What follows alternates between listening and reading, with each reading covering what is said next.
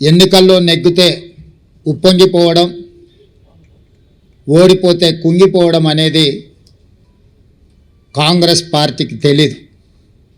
కాంగ్రెస్ పార్టీకి తెలిసిందల్లా ప్రతిపక్షంలో ఉంటే ప్రజా సమస్యల మీద పోరాటం చేయడం, ప్రభుత్వంలో ఉంటే ప్రజా సమస్యల్ని పరిష్కరించడానికి నిరంతరం ప్రయత్నం చేయడమే కాంగ్రెస్ పార్టీకి తెలుసు.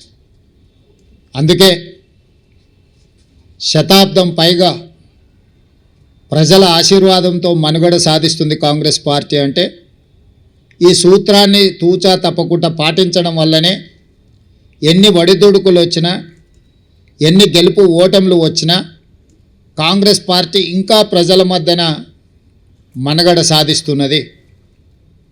అందుకే ఈనాడు జరిగిన జూబ్లీహిల్స్ ఉప ఎన్నికల సరళిని మీరందరూ గమనించారు. ఇందులో ప్రజలు విలక్షణమైన తీర్పునివ్వడమే కాకుండా పోలైన ఓట్లలో 51% కాంగ్రెస్ పార్టీకి ఓటేయడం ద్వారా ఎప్పుడూ లేనంత బలం, ప్రజాబలం ఈనాడు కాంగ్రెస్ పార్టీకి వచ్చింది, కాంగ్రెస్ పార్టీకి చెందింది.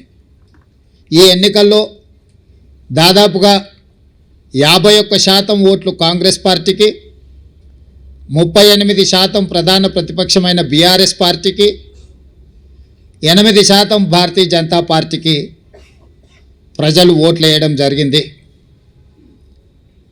దీని ద్వారా ఎవరి పాత్ర ఏంది, గత 2 సంవత్సరాల నుంచి ప్రజలు నిశితంగా గమనించి ఒక నిర్ణయానికి వచ్చి ఈనాడు ప్రజలు ఈ విధమైన తీర్పును ఇవ్వడం జరిగింది.